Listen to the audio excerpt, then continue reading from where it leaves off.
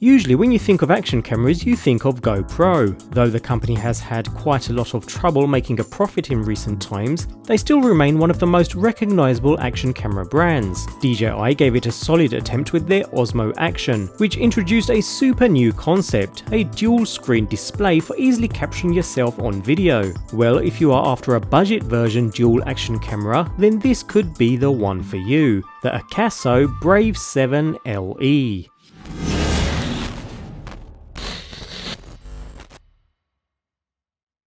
Akaso normally focuses on making an action camera that rivals GoPro in terms of design and features, but this time around the company is taking aim at DJI's OSMO Action camera. The package is rather impressive too, considering the $140 Brave 7 comes with a large array of mounting accessories right in the box. Clones of the GoPro mounting ecosystem, there's all kinds of mounts to get you on your way here.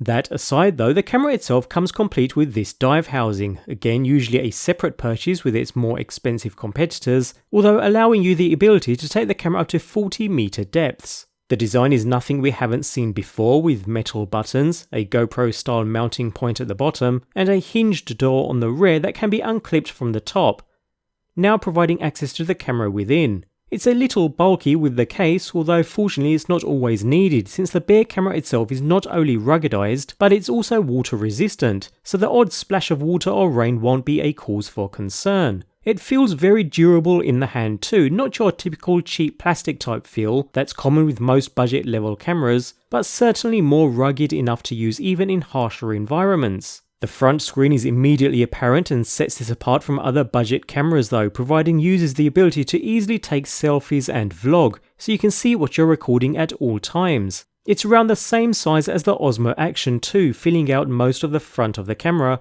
alongside the unit's lens. Backed by a Sony IMX078 sensor, the unit is capable of capturing up to 4K content at 30 frames per second or 20 megapixel stills with a nice wide 170-degree angle. We'll see how this fares later. The button placement is pretty standard with shutter and mode across the top and power on the side, with a tactile and satisfying click when pressed.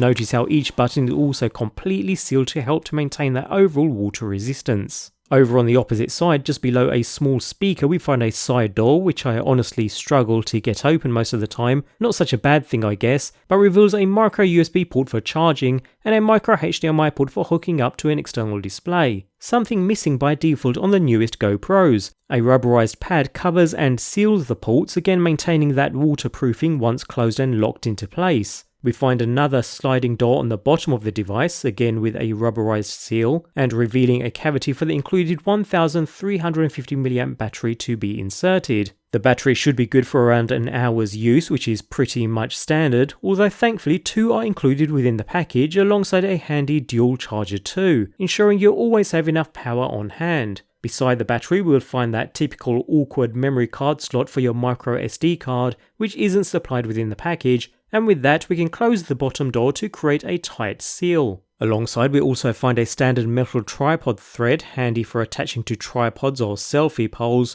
although if you're looking to mount the camera using the supplied GoPro style mounts, you'll either have to use the external housing or attach the included adapter to do so. The foldable mount on the current GoPro is great in this regard, as this solution is a little more extra faffing around, but it works and gets the job done. Finally, on the rear we find a 2-inch display screen, and with the camera powered, we receive a nice clear view of what the camera sees. Fortunately, it is touch sensitive too, making navigating and using the camera even easier, with various information around the outer edge. Swiping gestures work here too. Right to left switches between video and photo shooting modes, while bottom to top provides access to quickly change current shooting settings, including resolution and frame rate, as well as switching on the unit's 6-axis gyro stabilization, which we'll test shortly. Finally, across the bottom we have options to enter playback mode, switch between camera shooting modes with all the commonly found modes being accessible here, and finally enter the camera settings. Again, we use taps and swiping gestures to move around the menus here. It's not progressive with your finger movements, so a swipe will go down to the next batch of options without controlling the speed, but it works regardless.